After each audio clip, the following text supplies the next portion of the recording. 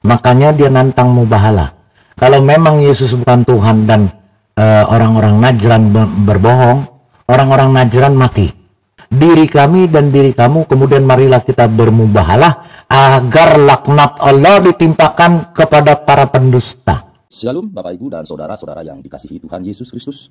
Penyesatan memang ada, tetapi cilakalah mereka yang membuat penyesatan itu.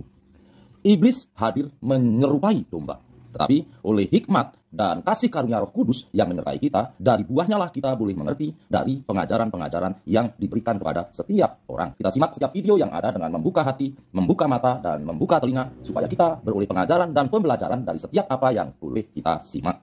Ya, manusia-manusia yang tak berotak. Apalagi mengatakan yang dikorbankan Ismail, terus ada hari raya kurban. Potong sapi, potong kambing, potong domba, potong gembel, potong gaji, potong segala macam. Untuk merayakan apa? Omong kosong. Tidak ada yang dirayakan. Potong-potong hewan itu hanya untuk pesta pora, bikin sate, bikin gulai, bagi-bagi tetangga. Nggak ada hikmatnya. Tidak seperti Abraham ketika akan mengorbankan Yitzhak tadi. Abraham memotong domba bukan untuk dimakan, bukan untuk dibagi-bagi tetangga, tetapi sebagai korban bakaran yang dibakar sampai habis. Ya, tidak untuk dibagi-bagi kepada tetangga. Ya, betul. Ya, gitu. Jadi ketika Abraham menyembelih domba tersebut, ya, domba itu dibakar sampai habis, semua. Tidak ada yang dimakan. Itulah bedanya dengan hari raya kurban yang sebenarnya untuk persembahan kepada dewa Moloch. Mereka menyembelih sapi, kambing, domba untuk isi perut mereka. Untuk menunjukkan kepada dewa Moloch, ini kami merayakan korban. Ya, kami sembelih sapi, kambing, dan domba. Kemudian dibagi-bagikan. Untuk orang yang nggak mampu, nggak makan. Jadi dewa Moloch melihat itu senang, dewa Moloch. Ya, tetapi Abraham semua dibakar habis, dan itulah kesukaan bagi Tuhan sebagai korban penebus salah. Ya, itulah Alkitabnya, luar biasa. Sekali lagi bacalah Alkitab, firman Tuhan satu-satunya. Jangan baca buku dari setan yang penuh kesesatan. Buku togel. Ya. Buku setan, Pak, ayat-ayat setan. Karena di dalam buku itu memang setan senang sekali menyesatkan manusia. Sang setan itu senang menyesatkan manusia. Karena dia berkata, siapapun yang aku sesatkan, tidak akan ada yang bisa menolongnya. Dan aku membiarkan mereka terombang-ambing dalam kesesatannya. Itulah hantu alias iblis alias dajjal. Jangan dibaca bukunya, itu buku setan. Maka akan tersesat. Bacalah Alkitab. Ya, oke. Baik, seperti saya katakan tadi, topik kita adalah masih seputar si Muhammad fiktif omong kosong, si Allah Switi fiktif omong kosong, Al-Quran. Bukan buku suci, bukan dari Tuhan, sama dengan Doraemon, secara otomatis buku Doraemon, dan juga dongeng omong kosong Masjidil Al-Aqsa. Apakah benar begitu? Harus kita buktikan. Kita tidak boleh berbicara sembarangan tanpa fakta, data, dan bukti secara. Karena di sini bukan tempatnya sampah yang hanya modal congor tanpa bisa memberikan fakta dan bukti. Maka kita akan sampaikan fakta dan bukti tentang dongeng ngomong kosong pembangunan Masjid Al-Aqsa. Tapi sebelum itu secara otomatis, karena si Muhammad fiktif omong kosong, otomatis Allahnya fiktif omong kosong, Al-Qur'annya juga bukan kitab suci, tetapi sama dengan buku Doraemon, buku Wiro Sableng, dan lain-lain. Maka kita harus tahu dulu, benar atau tidak Muhammad itu tokoh fiktif. Kita akan saksikan video ini.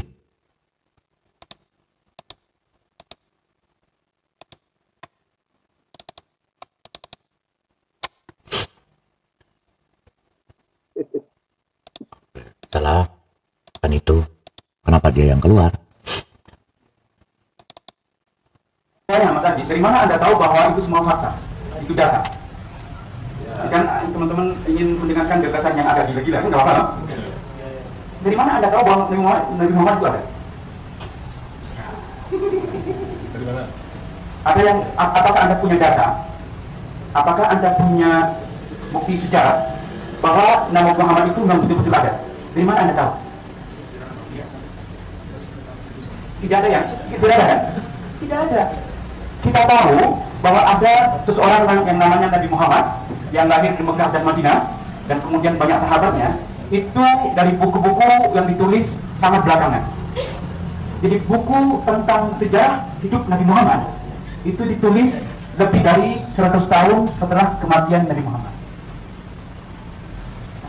Lebih dari 100 tahun dari kematian Nabi Muhammad. Nah, jika Anda seorang historian, saya ini dididik sebagai historian.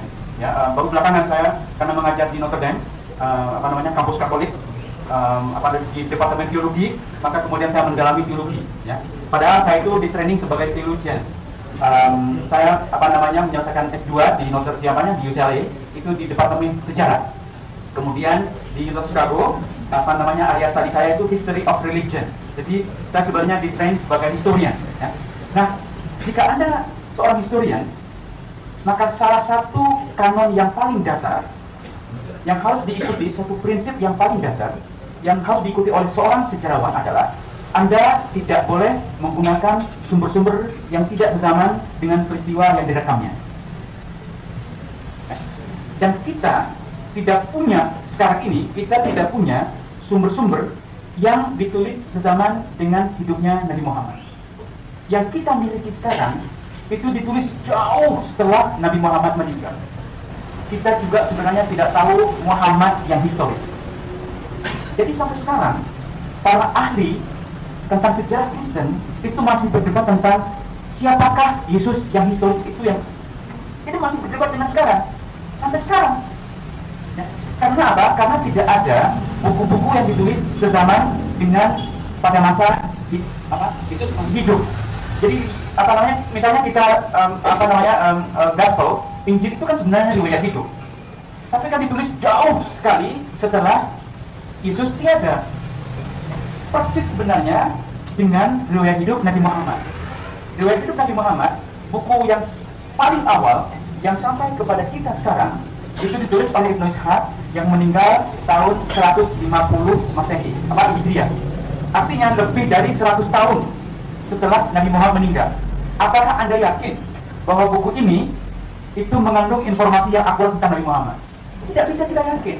Loh, sekarang saja kita berdebat tentang di mana Pak Karno lahir, di Blitar atau Surabaya. Kita sekarang masih berdebat tentang Pak Karno lahir di mana. Pak Karno itu lahir akhir abad 19 mungkin ya, atau awal abad 20, ya kan, di Indonesia yang sudah ada bahan-bahan untuk mencatat. Bayangkan Nabi Muhammad itu lahir di Arabia yang terisolasi, tidak ada tape recorder seperti ini untuk merekam. Ya. Bagaimana mungkin Anda yakin buku yang ditulis lebih dari 100 tahun itu akan menggambarkan kehidupan Nabi yang sebenarnya? Tidak mungkin, tidak mungkin. Jadi secara prinsip yang paling dasar saja, sumber-sumber Muslim itu sudah tidak memenuhi syarat. Nah, kalau Anda menggunakan sumber-sumber non-Muslim, nah ini ya, yang ditulis oleh orang-orang Kristen atau orang-orang Yahudi, yang ditulis dekat dengan kehidupan Nabi, tidak satupun di antara para penulis Kristen atau Yahudi yang menyebut ada seorang yang namanya Muhammad. Muhammad itu ada beneran atau fiktif? Al-Quran sendiri, ini kalau saya ingin menantang Anda, ya, Al-Quran sendiri itu hanya menyebut kata Muhammad 4 kali. 4 kali, hanya 4 kali. Ya. Jadi nama Ibrahim, nama Musa itu disebut puluhan kali, 60, 80 kali. Isa, Yesus itu disebut 25 kali, dengan ditambahkan Al-Masih itu menjadi 69 kali. Nama Muhammad itu hanya disebutkan 4 kali. Jadi kalau Anda membaca Al-Quran, Anda tidak akan pernah tahu kapan, di mana, dan kepada siapa Al-Quran diturunkan. Tidak ada informasi tentang semua itu. Nah, makanya ada beberapa sarjana di Jerman yang bergabung dengan dalam satu paguyuban, itu disebut dengan Inara Institute. Anda bisa Google Inara Institute. Inara itu kan dari kata nar, nur, cahaya, enlightenment. Ini orang-orang yang dipengaruhi oleh gagasan-gagasan pencerahan.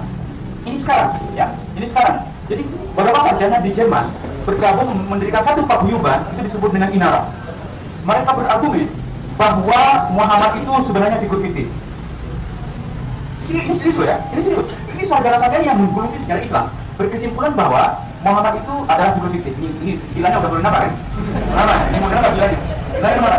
Karena begini, coba kita bisa tidak setuju, tapi mereka telah mengajukan satu data-data yang perlu kita pikirkan ulang.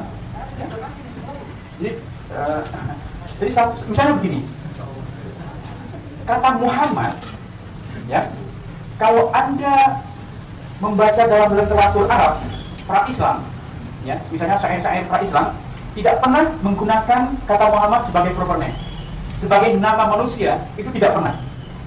Muhammad itu sebenarnya kata sifat atau Muhammad itu apa artinya?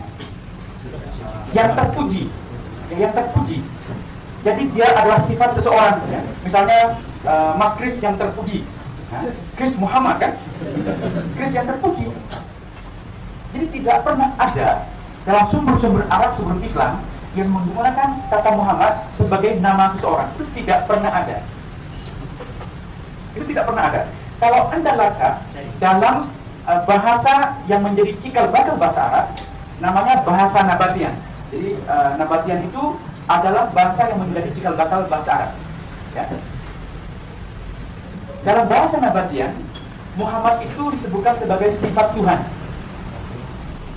Maka, ya, ketika di Dome of Rock,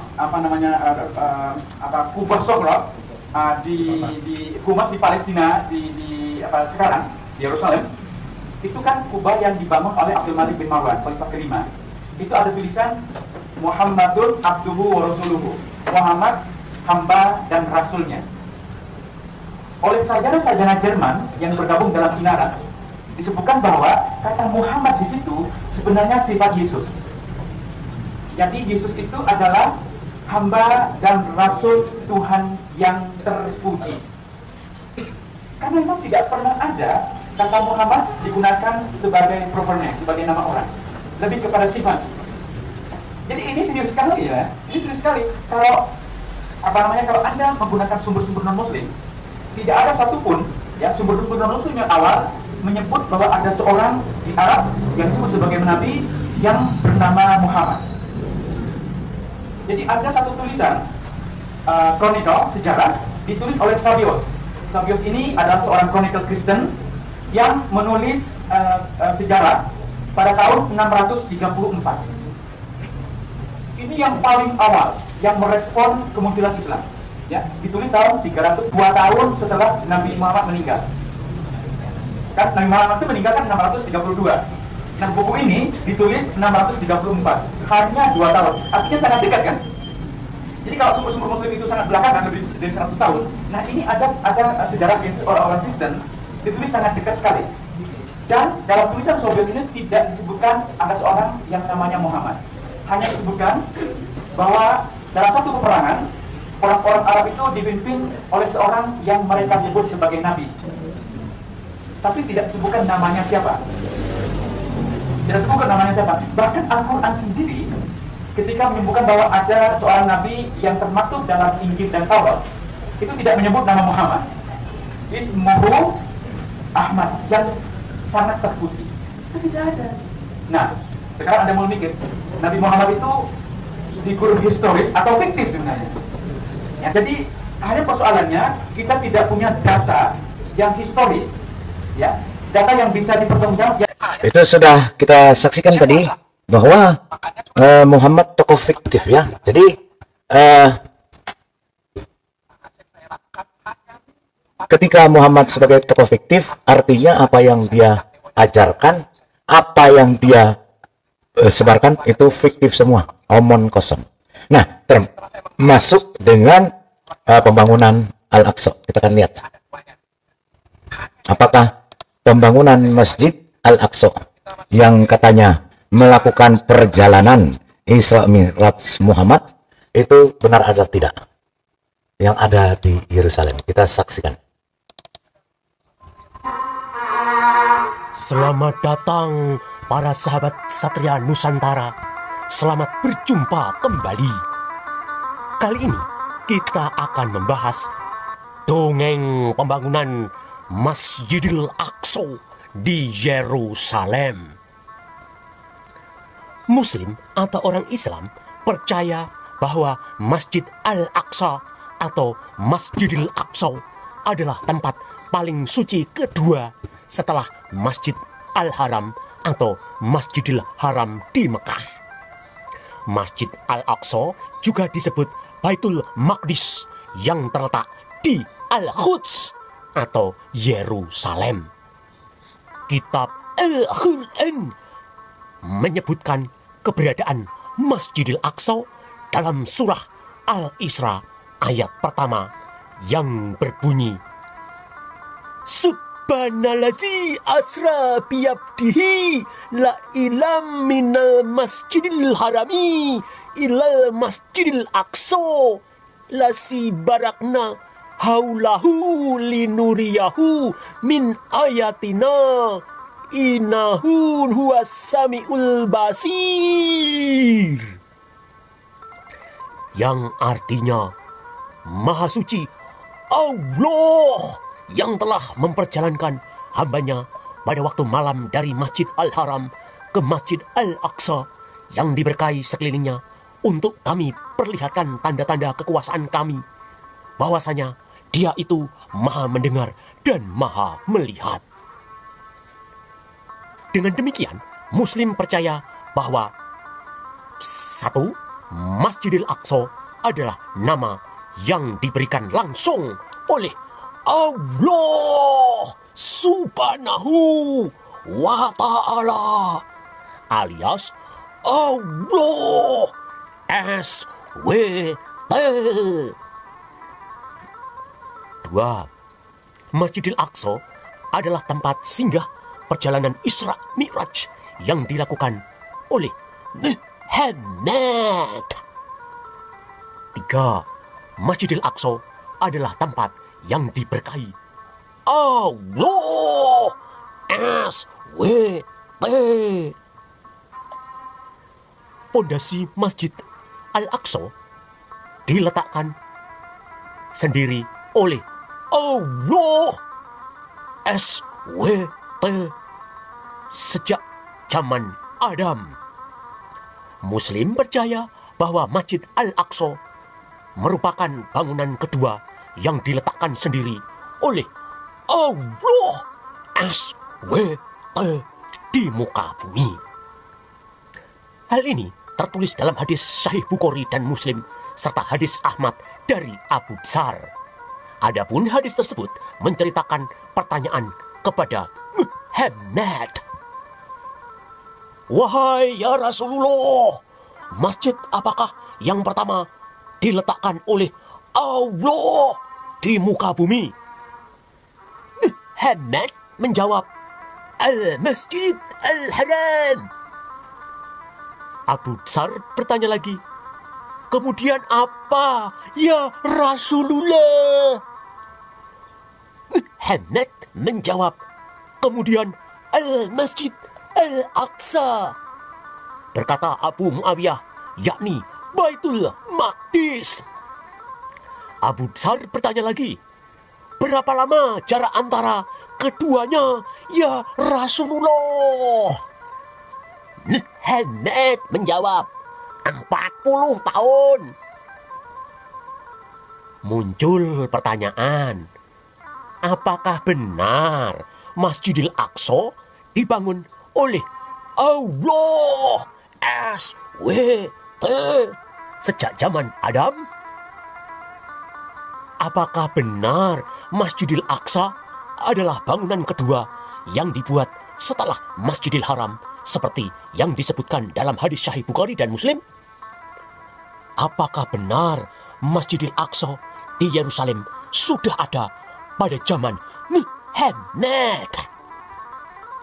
Let's check it out. Kita bahas.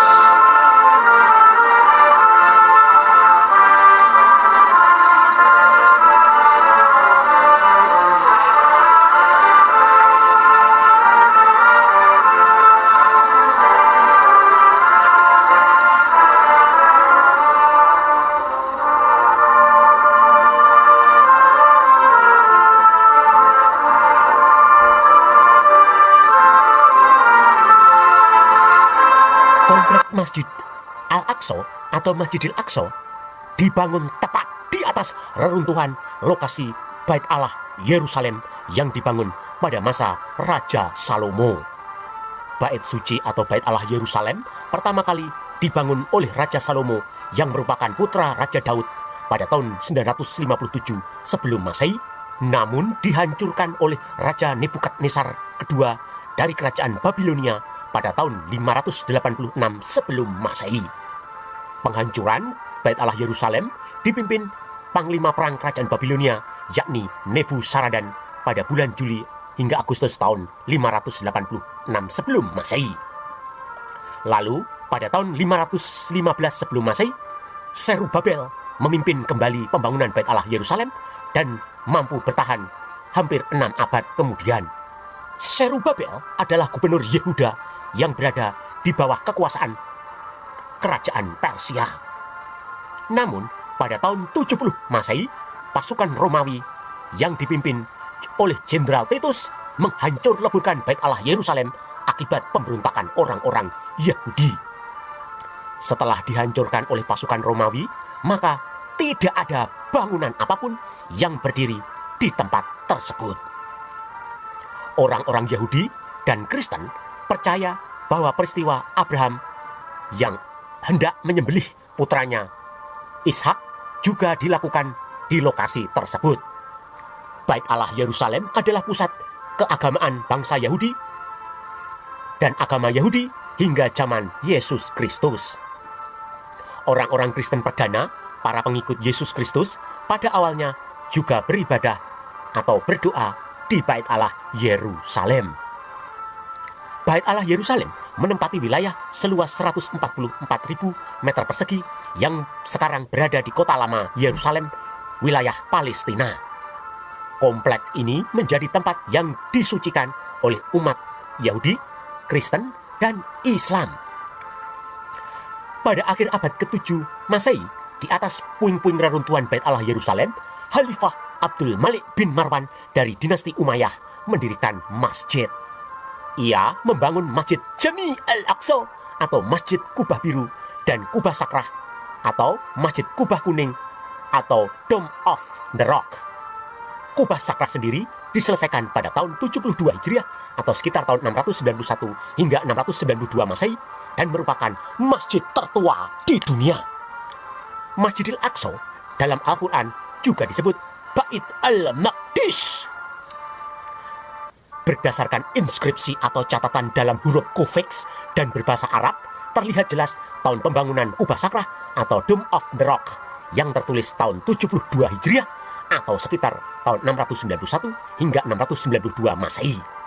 Dalam inskripsi atau prasasti tersebut, nama Al-Malik atau Abdul Malik bin Marwan sengaja dihapuskan dan digantikan dengan nama Khalifah dari dinasti Abbasiyah, yakni Al-Ma'mun yang berkuasa antara tahun 813 hingga 833 Masehi. Dinasti Abbasiyah adalah saingan atau musuh dinasti Umayyah. Pergantian nama dilakukan pada saat dilakukan renovasi Masjid Al-Aqsa. Pergantian nama dilakukan karena Khalifah Al-Ma'mun ingin menghapus jejak Khalifah Abdul Malik bin Marwan. Pembangunan Masjidil Aqsa dilakukan oleh Abdul Malik bin Marwan karena ia ingin menciptakan identitas bagi bangsa Arab Hijazi yang berbeda dengan orang-orang Yahudi dan Kristen. Lalu, Abdul Malik bin Marwan mendirikan atau membuat agama Islam. Agama Islam berakar dari ajaran Arianisme, yakni sekte kekristenan yang dianggap sesat atau menyimpang. Arianisme didirikan oleh seorang pastor gereja Katolik bernama Arius pada abad ke-4 Masehi. Arianisme menolak ajaran atau dogma Trinitas atau Allah Tritunggal. Pada masa Abdul Malik bin Marwan, kekuasaan Islam makin meluas dan berhasil mendesak Kekaisaran Romawi Timur atau Bizantium. Kemakmuran dan kekayaan penguasa Islam memungkinkan pendirian bangunan masjid yang megah di zamannya. Namun, arsitektur tetap saja mencontek atau meniru arsitektur bangunan-bangunan gereja Kristen di Romawi Timur atau Bizantium.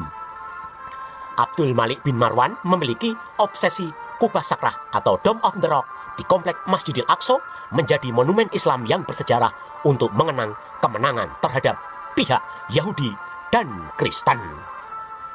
Di samping itu, Abdul Malik bin Marwan ingin menegaskan bahwa Islam berbeda dengan Yahudi dan Kristen.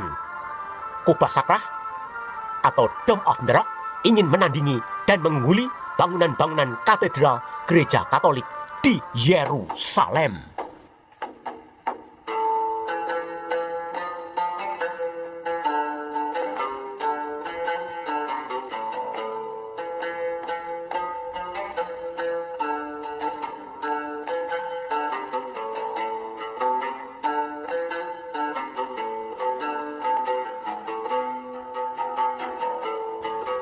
Dari inskripsi atau prasasti di kubah sakrah atau Dome of the Rock, maka bisa disimpulkan. Pertama, Masjidil Aqsa belum ada pada zaman Muhammad. Muhammad meninggal dunia tahun 11 Hijriah atau tahun 632 Masehi, sedangkan Masjidil Aqsa baru didirikan pada tahun 72 Hijriah atau tahun 691 hingga 692 Masehi atau 60 tahun setelah kematian Muhammad. Kedua, Masjidil Aqsa baik kubah biru maupun kubah kuning atau kubah emas atau The Dome of the Rock dibangun pada masa kekuasaan Abdul Malik bin Marwan pada tahun 691 hingga 692 Masehi di atas reruntuhan Bait Allah Yerusalem yang dibangun pada masa Raja Salomo. Raja Salomo oleh orang-orang Islam kemudian disebut Nabi Sulaiman. Ketiga, Al-Quran surah Al-Isra ayat pertama bertentangan dengan fakta atau bukti sejarah. Karena Masjidil Haram berdasarkan prasasti atau inskripsi Taif baru dibangun pada tahun 78 Hijriah atau pada tahun 697 hingga 698 Masehi atau 66 tahun setelah kematian Muhammad. Sedangkan Masjidil Aqsa berdasarkan inskripsi atau prasasti kubah sakrah atau Dome of the Rock baru selesai dibangun pada tahun 72 Hijriah atau pada tahun 691 hingga 692 Masehi atau sekitar 60 tahun setelah kematian Muhammad. Keempat, Al-Quran surah Al-Isra ayat pertama tidak mungkin ditulis atau dibuat pada zaman Muhammad, tetapi dibuat atau ditulis setelah pembangunan Masjidil Aqsa dan Masjidil Haram. Hal ini mendukung fakta Al-Quran Mushaf tertua, yakni Mushaf Sana'a yang ditemukan di Masjid Agung Sana'a Yaman pada tahun 1972. Tulisan perkamen bagian bawah ditulis pada masa Khalifah Abdul Malik bin Marwan yang berkuasa antara tahun 685 hingga 705 Masehi. Sedangkan tulisan perkamen bagian atas ditulis antara tahun 705 hingga 715 Masehi pada masa kekuasaan Khalifah Ibnu Walid pertama yang merupakan penerus Khalifah Abdul Malik bin Marwan. Kelima, hadis Sahih Bukhari dan Muslim serta hadis Ahmad dari Abu Dzar yang mengutip pernyataan Muhammad bahwa jarak pendirian Masjidil Haram dan Masjidil Aqsa adalah 40 tahun merupakan jawaban yang ngawur. Karena Masjidil Aqsa didirikan pada tahun 72 Hijriah atau tahun 691 hingga 692 Masehi, sedangkan Masjidil Haram didirikan pada tahun 78 Hijriah atau pada tahun 697 hingga 698 Masehi.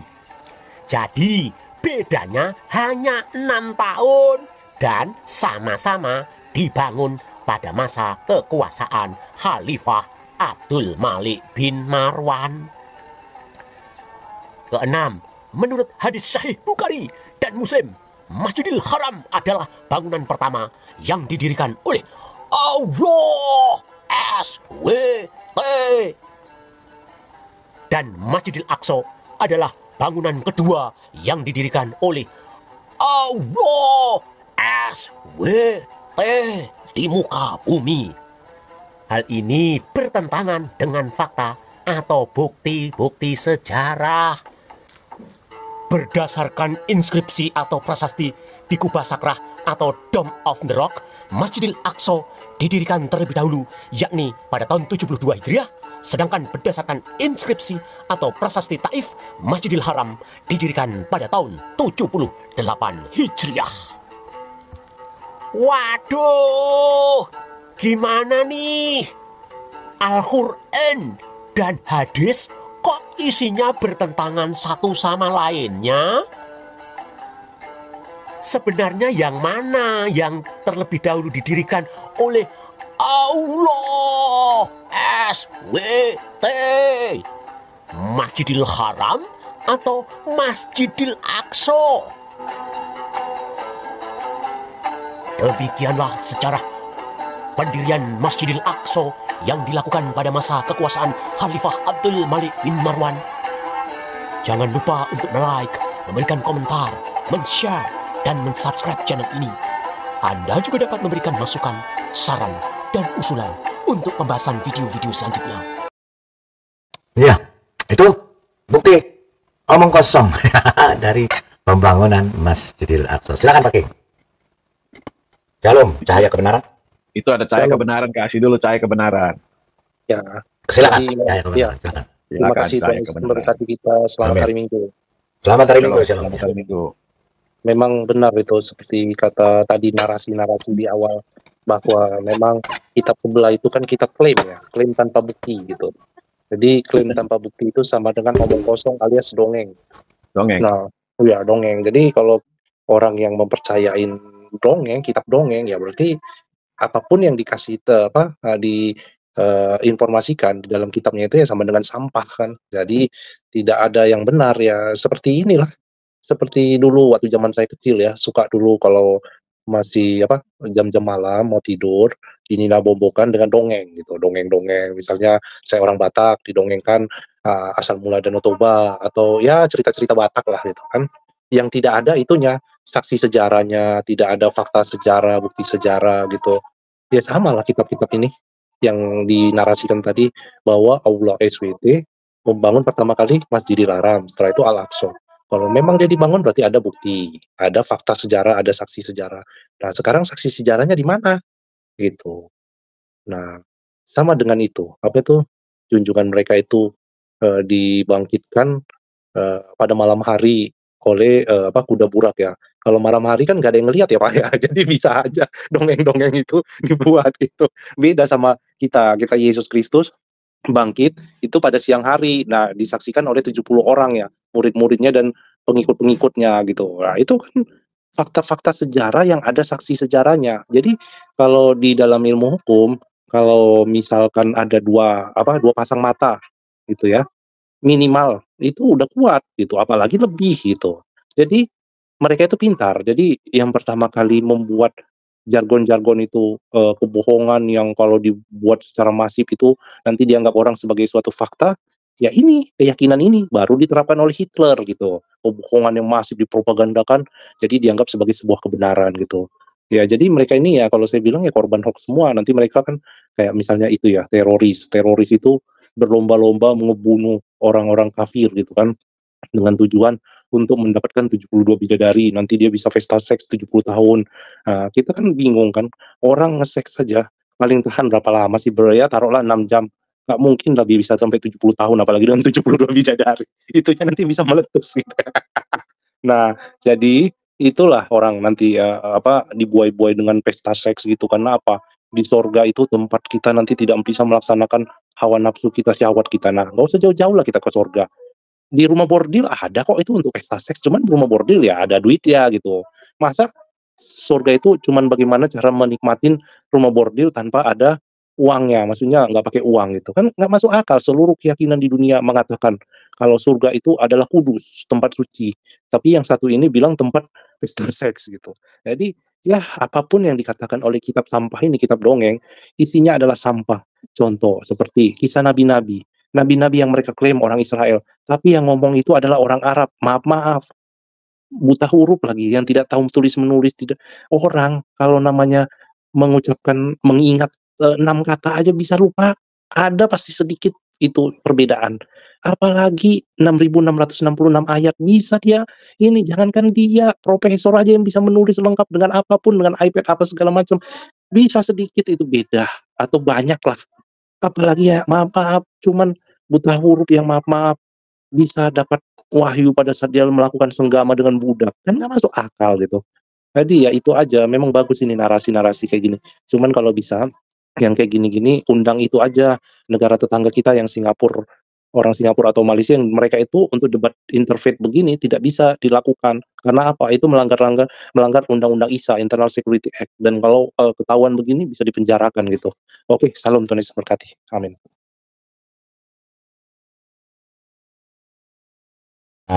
Terima kasih Cahaya Kebenaran. Ada Pak Nikodemus, silakan bermasuk. Pak King dulu, silakan. Ya, salam Pak. Pendapatnya salam, Pak Nikodemus. Pak King dulu ya. Silakan Pak King, ada yang mau disampaikan? Ya, Silakan. baik. Terima kasih. Pak Lidara dan teman-teman, apa yang kita dengar tadi dari video yang diputarkan Pak Lidara itu memang luar biasa. Jadi kalau ada kisah-kisah dongeng yang diimani, ini yang celaka, yang membuat bangsa ini menjadi bangsa yang terbelakang. Karena apa? Kisah dongeng bisa diimani. Itu berbahaya. Contohnya yang di depan mata kita saja. Kisah Abraham, bapak banyak bangsa itu. Yang jelas di dalam Taurat orang Yahudi, Taurat Samaria, dan juga di dalam perjanjian lama kita, jelas-jelas menyatakan itu adalah Yitzhak ben Abraham yang mau dikorbankan di atas Gunung Muria.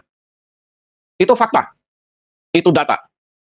Tetapi mereka memutarbalikkan itu, dikatakan Ismail. Padahal Ismail sudah diusir sejak umur 15 atau 16 tahun sudah keluar dari rumah Abraham dan pindah ke padang gurun Paran, Kades Beret dekat Mesir. Dia menikah dengan orang Mesir karena ibunya juga orang Mesir, Hagar itu. Nah, kalau sekarang mereka meyakini bahwa itu adalah Ismail, saya pikir coba buka data sejarah, karena data sejarah itu nggak bisa dipelintir. Ya, karena Taurat Samaritan pun menyatakan itu. Taurat Yahudi pun demikian. Dan perjanjian lama kita sama Yahudi itu sama. Jadi bagaimana mungkin ya agama abad ke-7 bisa merubah ini semua? Bahkan Yesus Kristus disalib saja dirubah, bilang tidak disalib. Digantikan oleh orang lain. Ini apa-apaan?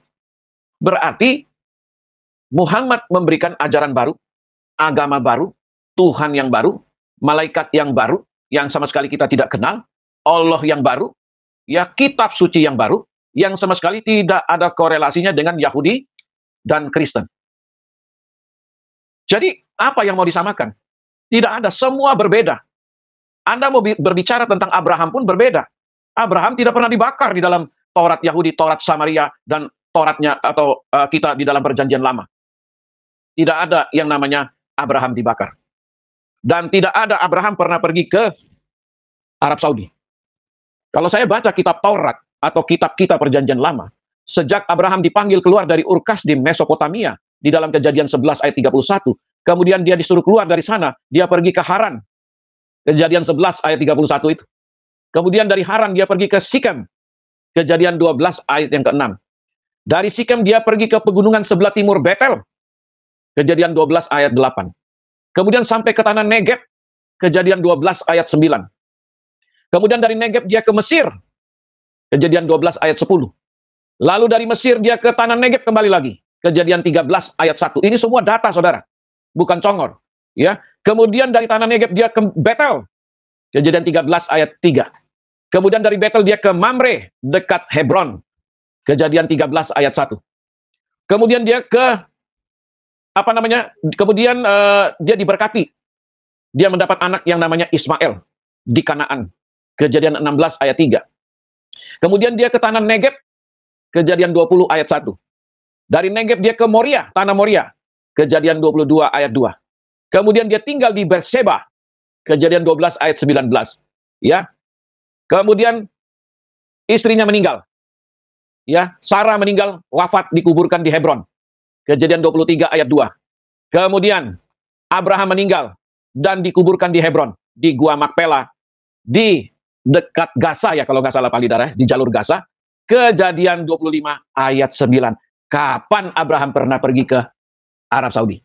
Tidak pernah ada. Ini data Alkitab loh, ini data Taurat loh. 5 kitab Musa ini, ya salah satu menulis tentang kisah hidup Abraham di dalam kitab Kejadian. Yang saya baca tadi semua itu data. Jadi Abraham tidak pernah pergi ke Arab Saudi. Tidak pernah pergi, kecuali dia ke Mesir. Itulah dia mendapat budak yang namanya Sarah. Pada waktu itu dia dianugerahi budak oleh raja setempat, yaitu Raja Firaun, yang memberikan dia budak itu, namanya Sarah. namanya Sarah, namanya Hagar, namanya Hagar. Ya, Hagar itulah yang akhirnya diberikan oleh Sarai istrinya untuk ditiduri supaya mereka mempunyai keturunan. Nah, dari masalah inilah ketika Ismail lahir, maka rumah tangga daripada Abraham itu ribut. Setiap hari ada keributan. Sampai istrinya mengusir Hagar itu untuk keluar dari rumah Abraham. Dan dia pergi ke Kades Beret, dekat Mesir. Di sana dia tinggal, di sana ada sumur yang namanya sumur Lahroi. Ya, yang dibukakan matanya oleh malaikat sehingga dia bisa minum dari sumur Lahroi itu. Kalau enggak mereka mati. Itulah yang dikarang ceritanya menjadi sumur Zam-Zam. Sumur Zam-Zam kapan berpindah tempat dari Mesir, Kades Beret ke Arab Saudi. Itu mustahil juga saudara. Jadi mari belajar sejarah, lihat data sejarah, jangan taklid buta, jangan berkata ini saya percaya karena ini adalah wahyu. Nah kalau sudah demikian saudara, itu sulit kita memberikan mereka kebenaran yang sesungguhnya. Karena kebenaran yang sesungguhnya itu sudah ada terlebih dahulu. Kisahnya dari cerita abad ke-7. Termasuk dengan kejadian nabi-nabi yang lain. Ya, Musa, orang Ibrani asli. Sejak kapan dia bisa berbahasa Arab dan tinggal di Arab? Dan berkata-kata dengan bahasa Arab. Berarti Allah SWT menerjemahkan dari bahasa Ibrani ke bahasa Arab. Nah, tetapi kisahnya semua itu tidak sama seperti yang ada di Alkitab kita. Tidak 100% sama. Sudah dimodifikasi kisah-kisahnya itu. Makanya Profesor Munim Siri bilang tadi, videonya itu, 2/3 isi daripada Al-Quran itu berasal dari Perjanjian Lama, Mazmur, Kitab Para Nabi, dan juga Injil. Clear, itu benar. Kalau enggak, mereka dapat dari mana kisah tentang Adam dan Hawa? Mereka dapat dari mana kisah tentang Abraham yang di-ATM-kan menjadi Ibrahim?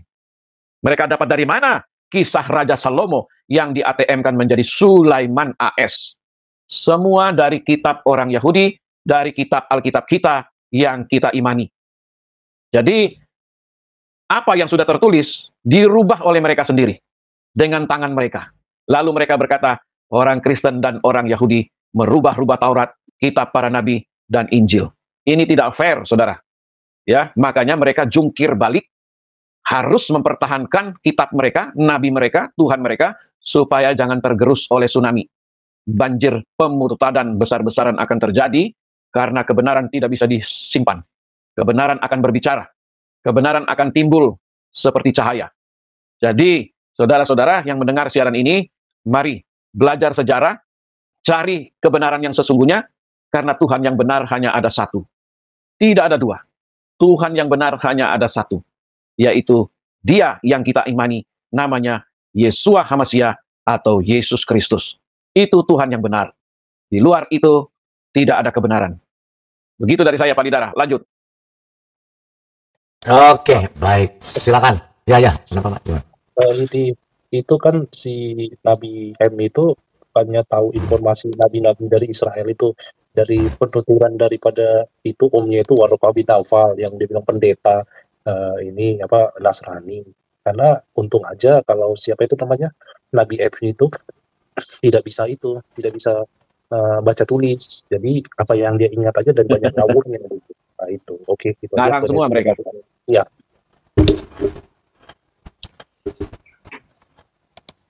Ya, Pak Nikodemus, silakan. Oh ya, makasih Pak. Ya benar Pak. Di video Bapak itu kan tentang sejarah itu kan. Belum lama ini saya juga cari baca ini sejarah kan. Masjid pertama kali ada apa namanya itu kan. Ada itu juga ada tahunnya. Hampir sama tahunnya. Nah itu juga Makanya kemarin kan saya ngomong itu kan. Jadi yang Nabi AS itu enggak ada tuh Pak. Itu fiktif. Itu kan Nabi dari Alkitab semua itu kan. Nah jadi itulah yang pertama Islam itu kan Muhammad. Walaupun ada tuh Pak ya. Itu kan kalaupun Muhammad ada itu kan dalam konteks ini kan dia fiktif kan. Jadi itulah selama ini mereka yang percaya Al-Quran itu ya korban hoax dari Al-Quran. Seperti Pak King ngomong tadi kan. Dari Abraham. Nah jadi Alkitab tuh kaya loh. Abraham mempunyai 3 istri. Satu lagi keturunannya dari keturunan Ketura. Nama-nama anak Ismail pun ada di Alkitab kan. Di mereka mana ada? Anak Ishak, Yakub dan Esau. Ya sampai Yesus lah. Yesus punya saudara. Mereka nggak ada. Nah itu jadi benar apa yang di Alkitab lengkap dan kaya Pak isi Alkitab itu. Ya begitu aja Pak Lidara. Ya, ya memang ya udah jelas Muhammad fiktif. Artinya apa yang dia perkenalkan, apa yang dia ciptakan ya fiktif. Termasuk kalau SWT-nya fiktif. Ya Muhammadnya juga fiktif. Ya kita lihat ini aja. Air dari muara dari hulu ke hilir. Kalau dari hulunya sudah kotor, ke hilirnya tetap kotor, jadi nggak akan berubah. Makanya ketika Muhammad adalah fiktif, artinya kalau SWT-nya juga fiktif. Qurannya juga gimana? Ya fiktif juga. Jadi semua fiktif. Nggak ada. Tapi yang jadi masalah masih dipercaya. Itu masih dipercaya. Ya. Ini mereka masih dipercaya karena mereka itu ya setiap agama kan pasti membentengin dosa yang paling fatal, yang paling kejam, yang tidak disukai oleh Tuhannya itu adalah murtad. Nah, kalau setiap agama nggak bilang kayak gitu, ya murtad itu dianggap sebagai makan, kayak kebutuhan makan, Pak. Kalau lapar makan gitu. Makanya alam bawah sadar umat beragamanya itu menganggap murtad itu adalah dosa yang paling besar. Nah, yang paling mereka proteksi di Islam ini lain sendiri, Pak. Selain itu ada satu lagi. Kalau orang murtad, hukum syariat itu mereka harus mati. Ini yang mereka liciknya, Pak. Gitu. Makanya mereka itu pingin kalau mereka mayoritas itu jadi negara Islam. Kenapa? Supaya dibentengin, jangan sampai umatnya ini tergerus murtad massal gitu, Pak. Itu liciknya mereka ini. Dan tidak ada di agama lain yang membolehkan kalau misalnya ada umat beragama yang murtad langsung dibunuh. Gitu, Pak. Oke, Tuhan Yesus berkati. Ya itulah ajarannya. Mau bilang apa? Nah, itu yang terjadi gitu ya. Itulah derita lu. Iya, derita lu. Ya jadi Oh iya Pak Lidara. Jadi Pak Lidara. ya. Nah, itu kan bagi mereka kan di kitab mereka itu kan ada di pikiran mereka kan. Jadi di situ juga ada kan dikatain Muhammad itu penyihir yang nyata kan. Taruhlah ada Pak dia Pak ya. Sampai sekarang kan nyata sihir dia kan banyak yang jemaah dia kan yang percaya Islam itu kan. Itu aja Pak. Oke, ya. Ya, jadi apa yang diajarkan itu ya semua ya mau murtad, bunuh, ya ini apa perempuan saja sangat tidak dihargai. Ya perempuan di dalam kitabnya mereka, ya perempuan hanya sekedar bahkan katanya otaknya separuh dan perempuan yang akan memenuhi neraka nanti. Wih, ngerinya. Ngeri kali. Ya, Udah otak separuh penuhi neraka. Aduh. Ampun dah. iya. Nah, ngomong-ngomong nanti Pak, kalau misalnya di hari penghakiman orang-orang yang menggebu-gebu pengen masuk surga Pak, baik dari apa penjahat maupun sampai profesor ulama, giliran nanti di penghakiman masuk neraka semua, yang paling senang siapa Pak? Ya, yang paling senang ya Tuhannya. Enggak lah Pak, yang paling senang yang orang brengsek Pak. Kenapa? Udah cengkang-cengking. Udah cengkang-cengking. Buat pahala. Tetap aja masuk neraka. Ya. Memang karena di dalam kitabnya memang itu di surah Maryam 71 tidak ada seorang pun melainkan mendatangi neraka itu. Nah, gimana? Ya, udah. Itu sudah ditulis dan itu sudah kepastian yang sudah ditentukan. Kemestian yang sudah ditentukan gitu ya. Nah, mereka kan dikatakan adalah bersyahadat. Nah, ternyata ulamanya sendiri mengatakan syahadat itu kan menyaksikan. Aku bersaksi. Tapi bersaksi tidak pernah melihat. Nah, itu namanya ngomong. Enggak, itu dusta, Pak. Ya, itu saksi dusta, Pak. Ya, saksi dusta. Nah, ini kita dengarkan. Ya, bersyahadat itu tentu bersaksi. Karena apa? Aku bersaksi tidak ada Tuhan. Ya, tidak ada Tuhan selain Allah. Ya, itu omong kosong kita dengarkan. Syahadat tentu bersaksi. Kalau bersaksi tentu melihat Bapak Ibu. Kalau kita tidak melihat yang kita saksikan, maka itu namanya syahadat palsu namanya. Syahadat yang bohong. Masa namanya kita bersyahadat, bersaksi, namun kita tidak melihat yang kita saksikan. Itu namanya syahadat palsu, syahadat yang bohong. Bagaimana mungkin kita akan bisa mengingat yang kita saksikan kalau kita tidak menyaksikan yang kita saksikan itu? Nah, apalagi cerita haji dan hajah. Di sini kan lagi musim haji, betul nggak? Banyak yang pergi haji, naik haji, pulang-pulang jadi haji. Dipikir haji itu titel, hajah itu titel. Bisnis, Pak. Bukan, karena haji itu tamu artinya. Kalau sampai pulang dari sana ya udah selesai, nggak, bukan haji lagi. Tapi sampai di sini, Pak Haji, inilah Ustazah Hajah ibrik. Kita dengarkan. Artinya adalah berkunjung. Haji itu berkunjung. Makanya laki-laki sampai di sana disebut pengunjung laki-laki haji. Yang perempuan disebut pengunjung perempuan hajah. Sudah sampai di Indonesia, kalian masih pakai haji dan hajah. Disangkanya gelar. Luar biasa ya. Makanya ketika saya pidato ceramah di mana-mana ada yang manggil saya. Saat ini kita akan mendengarkan kajian dari Kiai Haji. Loh, sejak kapan? Saya bukan pengunjung karena saya udah jadi pribumi, udah selesai saya berkunjung di sana. Seketika di sana ya saya pengunjung. Udah balik ke sini masa pengunjung? Dan saya tidak bangga dipanggil Pak Haji, apalagi dipanggil Kiai Haji. Kayaknya ada yang miskonsepsi. Di satu sisi gelarnya tinggi banget Kiai, di satu sisi gelarnya rendah banget Haji. Bagi saya haji itu bukan gelar. Panggilan orang Arab pada pengunjung. Siapapun yang berkunjung ke sana kan dipanggil haji oleh mereka. Terus apa istimewanya? Clear sampai sini dulu. Ya. Pinter apa pinter itu? Hah? Goblok. Di sana gelarnya haji karena tamu, sama orang-orang disebut haji. Orang Arab bilang ahlan wa sahlan haji, kan gitu. Tapi sampai di sini bangga bener, ya kan? Pak Haji mau kemana Pak Haji? Tamu kemana tamu? Tamu mau kemana tamu? Kan koplak gitu Pak. Bang, Ya kan? karena ini Pak ada itu Pak rukun Islam, kan rukun Islam kelima Pak. Jadi Pak bukan main.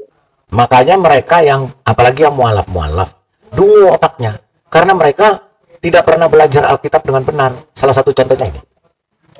Ya, sekarang saya tanya orang Kristen. Saya tanya orang Kristen semua. Paulus nabi atau rasul? Rasul dong. Rasul. Pernah nggak dia jadi nabi? Nggak pernah. Nggak pernah. Nah, Nabi Rom Pak, Nabi Rom. nah, mualaf koplak ini ya, mualaf dungu ini dengan hebatnya dia menceritakan seperti ini, kita dengarkan. Makanya orang-orang yang mualaf yang masuk Islam itu pasti otaknya nggak ada. Pasti otaknya dungu. Kita dengar. Sampah. Saulus itu berubah nama ketika dia sudah bertobat menjadi Paulus. Oke, menjadi Paulus. Nah, masalahnya sebelumnya ini kan dia adalah orang-orang yang membunuh Kristen, membenci Kristen dan lain-lain, betul. Terus tiba-tiba dia menjadi salah satu nabi kan, jadi Nabi Paulus kan. Tanpa ada spesial. Jadi Nabi Paulus. Sampah Pak itu. Terus Ya, tiba-tiba dia menjadi salah satu nabi kan, jadi Nabi Paulus kan. Tanpa ada specialty apapun. Ada nabi dari Bogor. Itu Ahmad Musodek dari Bogor. Sejak kapan Paulus jadi nabi? Ya, itulah kenapa yang saya heran ada orang-orang yang dungu seperti ini. Saya yakin dia bukan orang Kristen. Betul apa betul? Duit itu Pak. Ya, kemarin ada kali darah ngomongin soal bedanya ini. Mereka ngomong kan kalau rasul udah nabi, kalau nabi belum tentu rasul. Mereka jawab begitu sama saya, Pak. Iya, gitu ya. Itu loh. Apa ya? Kemana otaknya? Kalau Muhammad kan jelas rasul dan nabi mereka itu, Pak. Bukan hanya rasul dan nabi, panglima perang iya, imam iya, serakah. Iya, Pak. Allah pun dia. Makanya ada ustadz ini yang mengatakan memang Islam ini cacat logika. Iya Pak. Benar. Artinya cacat logika itu otaknya nggak jalan. Ya. Sama sekali nggak jalan. Ya, kita dengarkan. Cacat berpikir yang parah banget dan ini berusia sangat lama. Apa itu? Mereka itu kalau misalkan menemukan dalil, yang mereka lakukan itu apa? Nemu dalil, yang pertama dihafalkan. Setelah dihafalkan, ditafsirkan. Setelah ditafsirkan, diperdebatkan. Setelah diperdebatkan, materi perdebatan ini diajarkan pada generasi selanjutnya. Tapi tidak diamalkan. Nah, ini sesuatu yang unik tuh gini gitu. Jadi silakan Baraya cek ke pesantren-pesantren, ke lembaga-lembaga pendidikan berlabel Islam dan sebagainya. Kalau misalkan ada satu tema, misalkan tema kebersihan, mereka akan menghafalkan dalilnya sampai hafal. Kemudian mereka menafsirkan berdasarkan ulama ini tafsirnya begini dan seterusnya. Setelah itu mereka memperdebatkan satu sama lain. Dan setelah mereka memperdebatkan satu sama lain, mereka tidak menjalankannya. Makanya banyak, tidak semua tapi banyak pesantren-pesantren itu yang sangat kotor, tempat wudhunya hitam gitu, kemudian sampah berserakan di mana-mana. Ada mereka tahu dalilnya, mereka hafal dalilnya, mereka ngerti tafsirnya. Tapi ya udah, jadi kalau misalkan ada dalil, mereka gunakan untuk berdebat, untuk menunjukkan ego dan argumentasi masing-masing, tapi tidak dijalankan. Coba misalkan gini, ayat terpanjang di dalam Al-Quran itu adalah ayat tentang akuntansi. Kalau utang-utangan harus dicatat dan seterusnya dan seterusnya. Kalau memang kaum muslimin itu menjalankan syariat Islam, menjalankan dalil-dalil itu, maka kaum muslimin seharusnya menjadi biangnya akuntan ekonomi dunia sampai sekarang. Tapi kan tidak. Kenapa seperti itu? Coba misalkan saya mohon maaf ya, di Alkitab itu nggak ada ayat suruhan untuk akuntansi, itu nggak ada. Di dalam Tripitaka itu saya mohon maaf juga tidak ada. Cuman ada di dalam Islam aja yang seperti itu. Tetapi kaum muslimin tidak peduli pada dalilnya untuk mewujudkannya. Tidak, kaum muslimin peduli pada ayat itu harus dihafal, kemudian dikagumi, kemudian ditafsirkan, kemudian diperdebatkan, dan perdebatan itu dilanjutkan pada generasi selanjutnya. Makanya setiap pengajian, setiap ustadz, setiap ulama punya barisan-barisan fanatik yang memperjuangkan argumentasi mereka, bukan mewujudkan dalil-dalil itu dalam kehidupan keseharian. Kan ini cacat logika. Makanya yang saya bilang tadi, perdebatan di antara kaum muslimin tidak pernah selesai, bahkan setelah 1500 tahun, bahkan pada tema-tema yang sangat-sangat kacau gitu, sangat-sangat apa ya sangat biasa aja, sangat keseharian gitu, tapi perdebatannya nggak beres-beres gitu. Makanya Indonesia misalkan sebagai negara mayoritas muslim gitu, ketika ada korupsinya gila-gilaan, besar-besaran lah. Kan bagaimana ceritanya kaum muslimin tapi korupsi? Kan di dalam Islam itu dalil tentang korupsi, tentang pencurian, tentang mengambil hak orang lain dan sebagainya, menyengsarakan rakyat dan sebagainya itu berjibun banyak sekali. Dalil Quran, dalil hadis itu banyak sekali, bisa sampai ratusan gitu. Tetapi kenapa? Ya karena yang mereka... Ya, jadi memang Islam ini cacat logika, otaknya nggak ada. Apalagi orang-orang yang tadinya katanya berotak di Kristen, pintar, terus masuk Islam mualaf. Jadi otaknya hilang. Jadi goblok. Kemana ya benar otak nggak? itu Palidara? Kemana otak Habis dimakan setan. Oh. Dimakan setan. Palidara, saya mau nanya Pak. Saya mau nanya, di dunia ini ada nggak imam besar yang buta huruf Pak? Nggak ada. Nggak ada. Nah kalau kita tahu logikanya begitu kok bisa dipercaya ya Pak ya? Iya. Mereka gini. Sekarang, Mereka gini ya. Mereka menolak menyembah Yesus yang dari surga. Ya, yang dari surga. Menolak Tuhan Yesus. Tuhan Yesus ini dari Sang Pencipta dan Dia pencipta. Mereka malah senang menyembah yang buatan manusia. Ka'bah itu buatan siapa? Manusia. Buatan manusia. Dibangun siapa? Manusia. Pakai tembok, pakai batu, bata, ini berdiri bangun. Itu disembah. Kan goblok namanya. Bukan goblok. Goblok. Dungu. Iya, itu yang dibilang cacat logika. Tetapi diajak menyembah Yesus yang hidup, yang bisa berbicara kepada mereka, yang bisa berinteraksi, nggak mau, kan goblok. Yesus manusia. Padahal Yesus itu Sang Pencipta sendiri, Tuhan sendiri. Ya, silakan. Satu lagi Pak, Ka'bah itu udah pernah kan di YouTube Pak, di-EA-in sama burung Pak. Masa iya bangunan suci nggak berdaya sama burung, tai burung lagi gitu Pak. Nah, oke. Di atasnya itu. Oke, kita berbicara kembali ke Masjidil Aqsa. Tadi sudah diceritakan, omong kosong dongeng. Dongeng omong kosong Masjidil Aqsa. Karena Masjidil Aqsa, masjidil yang terjauh bukan di situ sebenarnya. Iya. Masjidil yang terjauh di Taif, di Arab sendiri, bukan di sana. Kita dengarkan penjelasannya ya. Nah, terserah mau terima atau tidak, derita lu. Derita gitu ya. Derita lu mau dengar atau tidak, kita dengarkan. Memberikan edukasi. Iya, belajar. Ya, kita belajar sejarah, kita dengarkan. Nama saya Permadi, hari ini saya sedang berada di Tower of David. Belajar sejarah yuk. Ini Islam sendiri yang ngomong ya, bukan Oten. David atau Menara Nabi Daud di kota purbakala Yerusalem Al-Quds, kota suci tiga agama.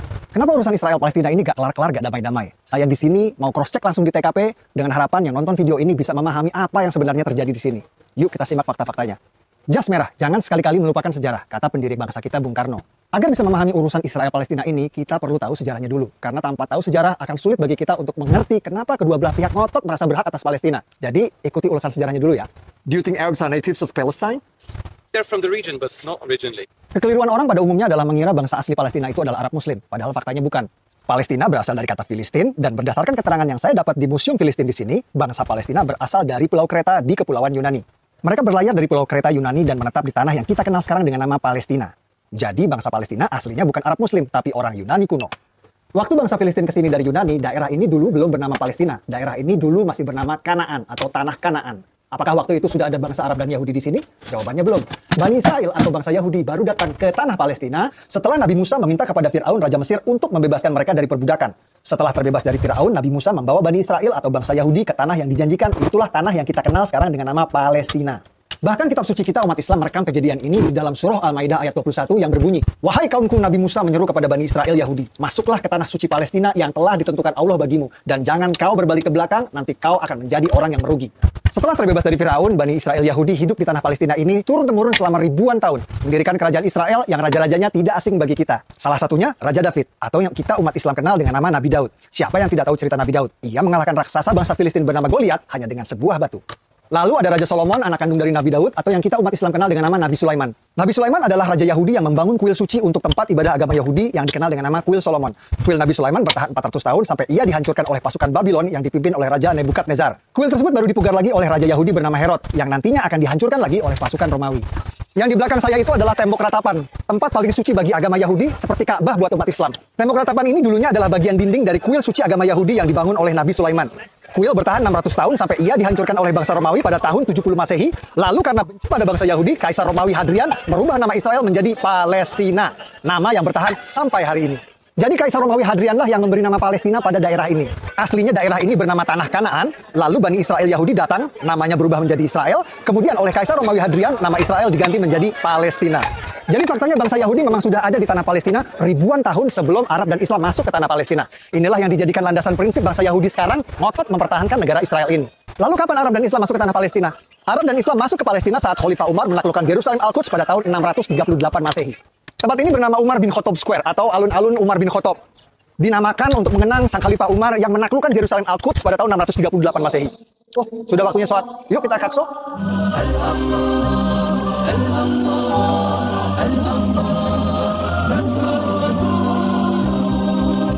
Waktu Khalifah Umar ke sini, Masjid Aqsa Qibli ini belum ada.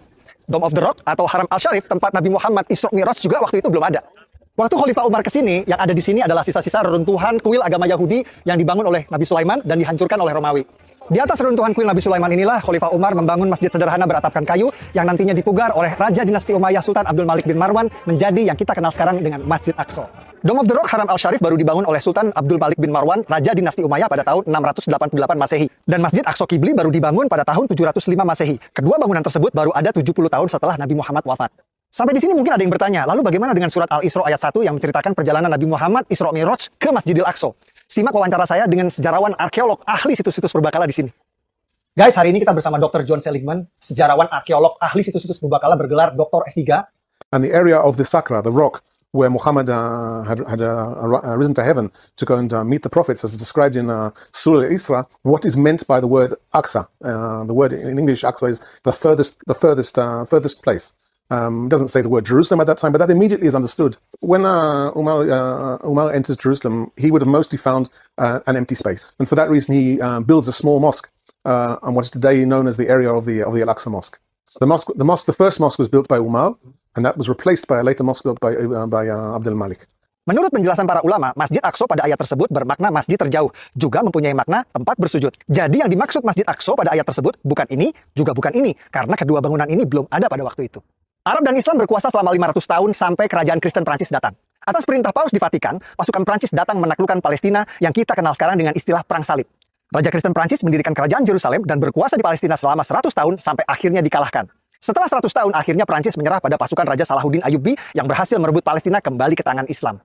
Setelah era Raja Salahuddin Ayyubi, Palestina sempat beberapa kali pindah tangan. Pada tahun 1200-an, Palestina jatuh lagi ke tangan kerajaan Kristen Eropa yang dipimpin Raja Frederick II dari Jerman. Namun tak lama direbut kembali oleh Kesultanan Islam Mamluk yang pasukan berkudanya terkenal perkasa. Sampai tiba pada era kejayaan Islam, lahirnya superpower pada waktu itu, yakni Kerajaan Ottoman Turki.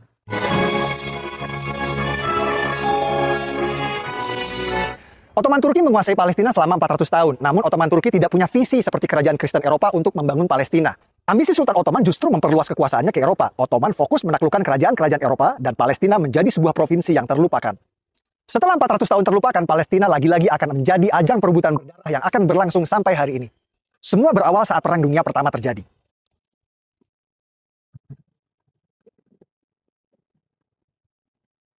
Ottoman Turki kalah di Perang Dunia I dan dipaksa menyerahkan sebagian besar wilayahnya kepada negeri pemenang Inggris dan Prancis. Provinsi Suriah dan Libanon menjadi milik Prancis, provinsi Palestina dan Jordan jadi milik Inggris. Inggris mengganti nama Palestina menjadi British Mandate Palestine. Lalu Perdana Menteri Inggris langsung mengambil inisiatif mendukung pendirian negara Israel di Palestina lewat deklarasi Balfour yang berbunyi, "Pemerintahan Yang Mulia Ratu Inggris mendukung pendirian rumah nasional untuk bangsa Yahudi." Tidak pakai lama, Inggris langsung memfasilitasi migrasi besar-besaran Yahudi dari Eropa, bahkan memberikan proteksi keamanan bagi mereka di sana, walhasil populasi Yahudi di tanah Palestina pun meningkat pesat. Ya, itu ya. Jadi, masjid terjauh itu bukan Masjidil Aqsa. Ya, regal dong. Ya, salah lagi dong. Ngaco memang. Ngaco lagi. Aduh, kacau. Makanya Muhammadnya itu odong-odong, ya, fiktif. Makanya semuanya jadi kacau. Odong-odong semua. Odong-odong semua. Aduh, Ya. murtad. Semuanya itu kan dari akarnya dulu, Pak. Akarnya itu orang yang buta huruf, tukang mesum. Mau Iya. gimana dipercaya, Pak, gitu. Iya. Apalagi matinya juga kayak gitu, arwah penasaran, Pak. Iya, makanya awalnya udah fiktif odong-odong. Berarti semua odong-odong. Betul. Apa yang dia ciptakan odong-odong semua. Odong-odong semua. Makanya, Pak, yang paling kasihan dari mereka itu adalah ulama yang gelarnya profesor, Pak. Ya kan? Iya. Kenapa? Karena odong-odong. Iya. Betul. Ya. Mereka musuhi Kristen. Padahal di dalam Al-Qur'annya yang katanya sama dengan kitab Doraemon, itu nggak ada nyebut Kristen sama sekali. Pak, Nggak cerita ada. mengenai itu dong, Pak. Cerita mengenai itu Muhammad bermubahalah sama rabi-rabi Yahudi kalau sejarah nabi-nabi di Al-Quran itu benar dan dia siap mati setahun apabila dia bohong setahun sebelum ini apa mubahalah itu gimana itu Pak ceritanya itu? Nah, ceritanya begini. Ada itu ceritanya ya. Oke, sebentar ya. Saya buka dulu ya. Nah, ini yang nggak pernah berani diceritain sama ustadz-ustadznya. Iya, nggak berani. Ditutupi. Ini baru ketahuan zaman internet, Pak. Zaman internet. Nih, kita dengarkan.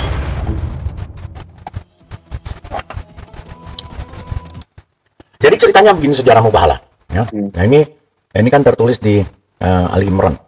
Ali Imran berapa ya? Lupa saya Ali Imran berapa ya? Nanti ada di sini. Mubahalah ini adalah pada waktu orang-orang Kristen Najran. Ya, orang-orang Kristen rahib-rahib pendeta-pendeta Najran. Najran itu dari Yaman. Ya, ketika akan ke Mekah dihadang oleh Muhammad. Terus orang-orang Kristen ini ditantang oleh Muhammad untuk bermubahalah. Ya. Oke, saya buka dulu deh ayat Al-Qur'annya. Tapi kita nonton ininya dulu ya. Nanti Al-Qur'annya kita buka. Nah, ketika akan bermubahalah, orang-orang Kristen Najran nggak mau. Bermubahalah itu adalah bersumpah. Di atasnya sumpah pocong. Nah, di situ Muhammad menantang mereka. Ayo kita bermubahalah, ajak istri anakmu bermubahalah. Apa yang dimubahalahkan? Yaitu bahwa tentang Yesus. Tentang Yesus. Ya, Yesus bukan Tuhan katanya. Pokoknya Muhammad ini menolak Yesus ya, menolak Trinitas, menolak semuanya. Kalau memang Yesus itu Tuhan, Muhammad mengatakan saya dengan keluarga saya mati. Ya, mati. Pokoknya semua yang ikut bermubahalah itu mati. Tapi orang-orang Najran nggak menanggapi. Mereka nggak mau. Mereka hanya mengatakan bahwa ya lebih baik kami pulang saja. Nggak usah masuk ke Mekah. Mereka pulang dan mengatakan kepada Muhammad, ya silakan saja kalau kamu mau bermubahalah, silakan bermubahalah sendiri. Kami tidak ikut. Tapi Muhammad ngotot. Dia bermubahalah sendiri. Pokoknya kalian kalau Yesus bukan Tuhan, saya semua mati. Udah, orang Najran pulang. 1 tahun kemudian mampus semua. Iya. Muhammad mampus diracun. Si Fatimah anaknya mati karena berurusan dengan Abu Bakar, karena waktu itu diserang rumahnya karena Ali, makanya akhirnya terpecah. Ada Islam Syiah dan Islam Sunni. Syiah itu pengikutnya Ali, suaminya Fatimah. Ketika itu lagi hamil anaknya, didobrak pintunya, Fatimah lagi hamil, kejepit pintu, mati. Terus Ali mati.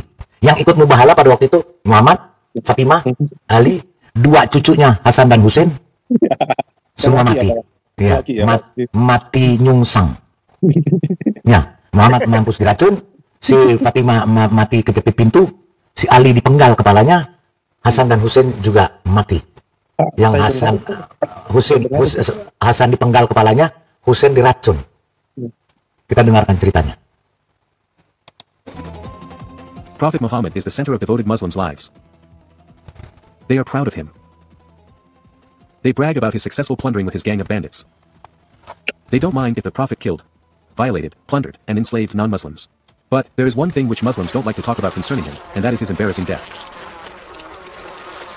Not known to many people, the Christians actually had a silent role they played in his death and even the demise of his family. It all started with the meeting with the Prophet that ended up with the Mubahala.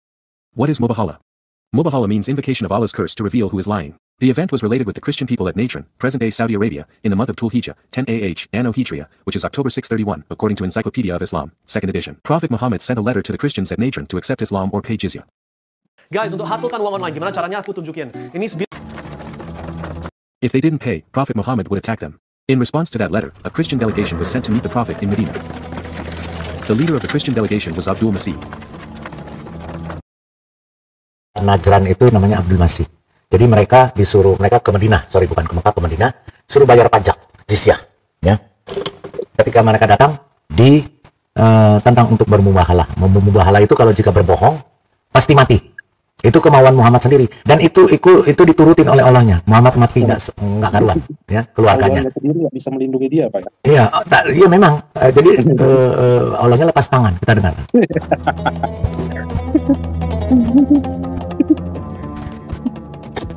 When they met Prophet Muhammad in Medina, they discussed the belief about Jesus, whether he is a prophet or God reincarnated. Jesus is nothing more than a mere human being. Quran, Surah Ali Imran, verse 59. Indeed, the example of Jesus in the sight of Allah is like that of Adam. He created him from dust, then said to him, be. And he was. Well, he is not just a mere human being, because he is also the Word of God, and Spirit of God live within him. The debate lasted for 2 days. At the end of the day, Prophet Muhammad got mad at the Christians and challenged them for a cursing competition, so that the liars can be directly punished by Allah, or God. Quran, Surah Ali Imran, verse 61. Now, whoever disputes with you, O Prophet, concerning Jesus after full knowledge has come to you, say, come. Let us gather our children and your children, our women and your... Ini tertulis di surah Ali Imran, ayat 61. Kita lihat. Kita lihat dulu. Apa yang dikatakan surah Ali Imran, 61. Ya. Ini cerita mubahalah. Dan ini nggak pernah diceritakan ustadz-ustadznya, karena malu. Bubar, Pak. Bubar. Pak, kalau diceritain, Pak. Ya, ini perdebatan tentang Yesus itu Tuhan atau bukan. Muhammad ngotot Yesus bukan Tuhan. Makanya dia nantang mubahalah. Kalau memang Yesus bukan Tuhan dan orang-orang Najran berbohong, orang-orang Najran mati. Dikutuk oleh Allah. Tapi kalau orang-orang Najran benar, Muhammad yang berbohong, mereka mati. Dikutuk oleh Allah. Akhirnya orang Najran satu juga nggak ada yang mati, dia sekeluarga mampus semua. Pak, kita dengarkan, kita lihat. Bentar ya, kita lihat. Ali Imran 61. Di sini, Ali Imran 61 ya. Siapa yang membantahmu dalam hal ini? Setelah datang ilmu kepadamu, maka katakanlah, marilah kita panggil anak-anak kami dan anak-anak kamu, istri-istri kami dan istri-istri kamu, diri kami dan diri kamu, kemudian marilah kita bermubahalah agar laknat Allah ditimpakan kepada para pendusta. Pendusta. Faktanya, mereka yang mati semua kena laknat Allahnya sendiri. Artinya mereka para pendusta. Karena Muhammad mati, orang Najran sama sekali enggak. Ya, itu yang pendeta itu tadi, Abdul Masih, sehat-sehat. Ya. Pak, kalau ini ditanyakan sama Zakir Naik gimana ya Pak? Berarti nggak dia jawab ya Pak? Kalau tahu sih. Nggak berani jawab. Zakir Naik itu kan wawancara kan diatur. Yang nanyanya jangan yang susah-susah. Nah iya bener. Coba kalau di sini buka bebas, kita yang nanya sama dia, hancur babak belur. Gitu ya. Oke, kita lihat lagi.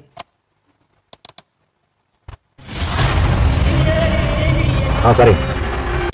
Kita lihat lagi nih. Kita lihat. Yourselves. Then let us sincerely invoke Allah's curse upon the liars. But with you, O Prophet, concerning Jesus after full knowledge has come to you, say, Come. Let us gather our children and your children, our women and your women, ourselves and yourselves.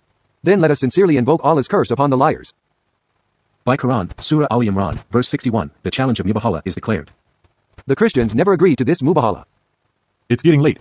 We would like to leave and meet you tomorrow morning.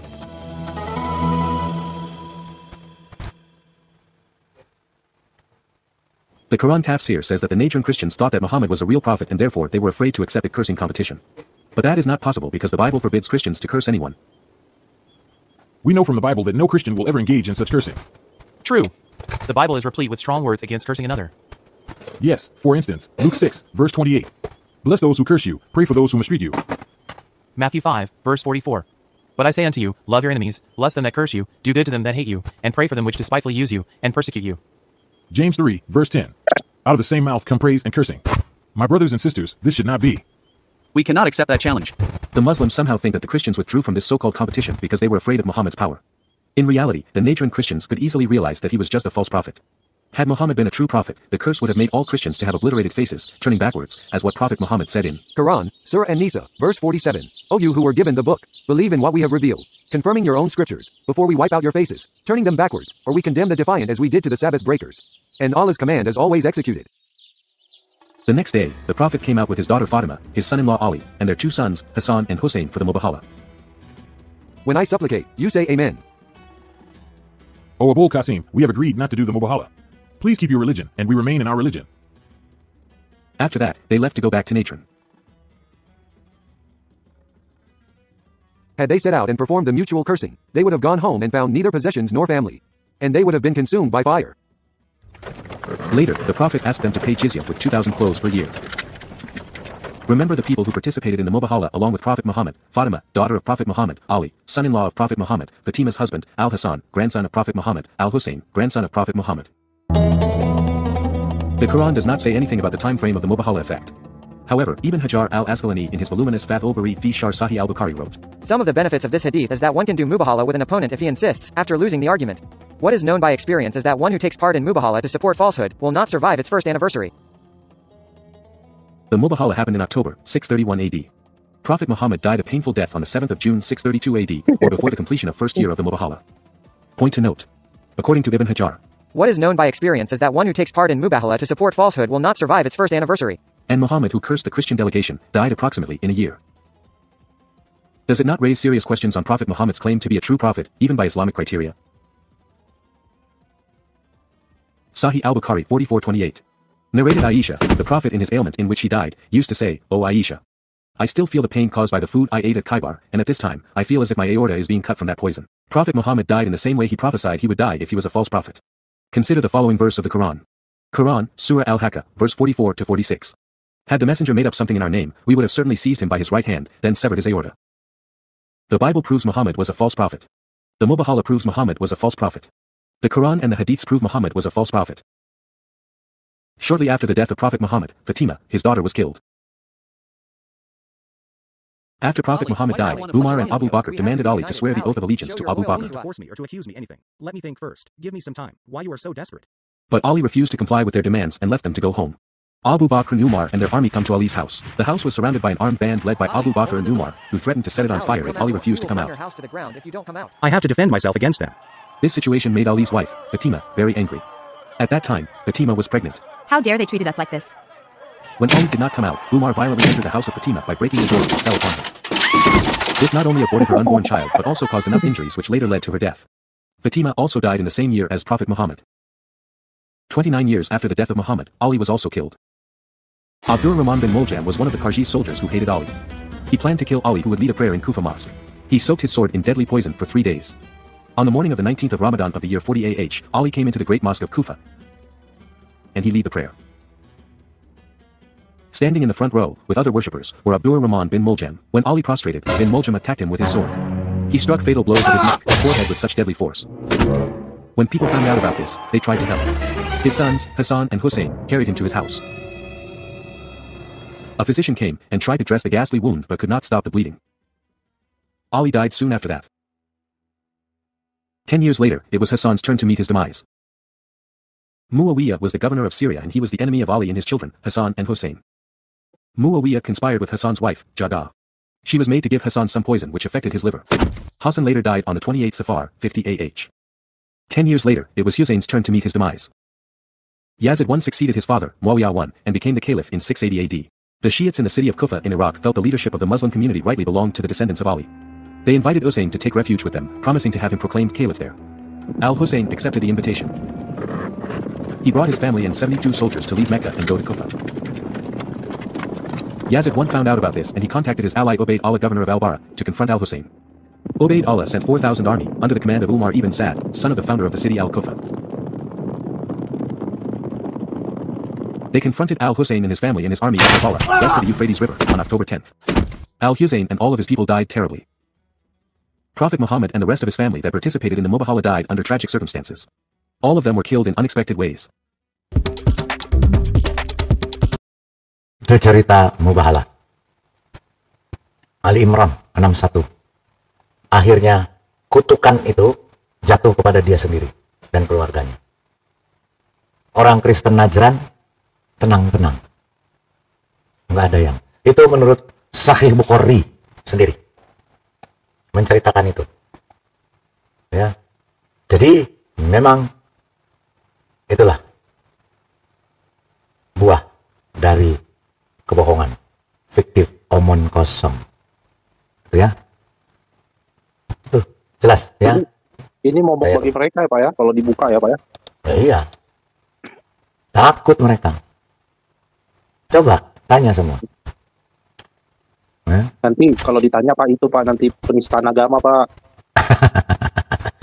Ya itu kan dari Sahih Bukhari-nya sendiri. Kalau mau ngamuk sama Bukhari. Iya kan, kalau mereka kan begitu Pak, kalau udah terdesak judulnya penistaan agama Pak. Ya itu dari Sahih Bukhari-nya sendiri. Baca Sahih Bukhari-nya. Ya. Akhirnya dia kemakan kutukannya sendiri dan kemakan sumpahnya sendiri. Ya itu. Oke. Nah jadi itu ya. Semua sudah kita buktikan. Ada. Silakan mau dibantah atau tidak, silakan dibantah. Kalau punya data dan dalil untuk membantah, silakan dibantah. Ya. Kayaknya topik mengenai Mubahala itu menarik gitu Pak untuk tema khusus Pak. Enggak. Udah pernah kok dulu saya. Nggak apa-apa, nanti kita buka lagi. Biar orang-orang dari Malaysia sama Singapura dengar ini pada murtad Pak. Udah banyak Pak yang murtad Pak di seluruh dunia. Ya. Cuma mereka nggak mau nggak mau menerima fakta, nggak mau menerima fakta. Ya. Nggak mau terima fakta. Gitu loh. Bahwa yang murtad itu sudah jutaan di dunia. Ya. Tapi mereka tutupi. Karena pakai akal waras Pak, makanya mau murtad Pak. Iya. Ya, jadi kemurtadan itu sudah nyata. Di Indonesia sendiri, murtad itu sudah merajalela. 2 juta setiap tahun. Makanya sekarang pedagang kambing dan sapi sepi. Kurang ya, Pak. Ya, karena orang yang punya uang murtad semua. Tapi Pak, tinggal yang kere-kere. Udah tahu dongeng. Iya, udah tahu dongeng. Tapi kalau di daerah Syariah, mereka bentengin Pak, Aceh gitu. Apa? Aceh juga ada bobol? Aceh udah mulai diobrak-abrik sekarang. Ada. Kalau murtad mereka keluar ke Medan, nggak berani mereka di Aceh. Iya, makanya banyak yang sudah keluar.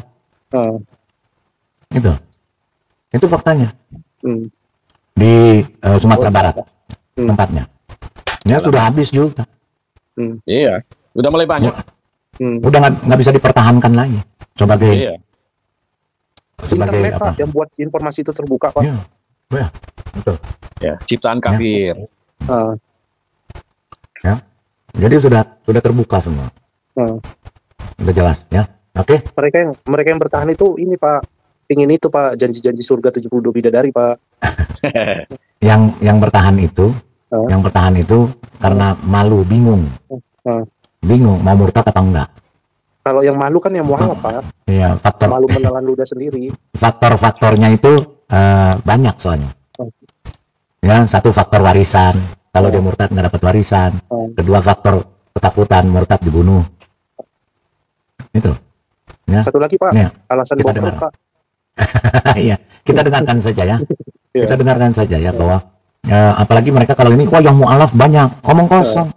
Iya Pak. Itu hanya menutupi ini saja, menutupi Banyak larangnya Pak, maksudnya banyak Pak, banyak larangnya. Iya, menutupi malunya karena banyak yang murtad. Bukan banyak yang mualaf. Kita dengerin ya. Ustadznya aja takut Pak, pada banyak yang murtad. Iya. Kita dengerin pemaparan ini ya, kita dengar.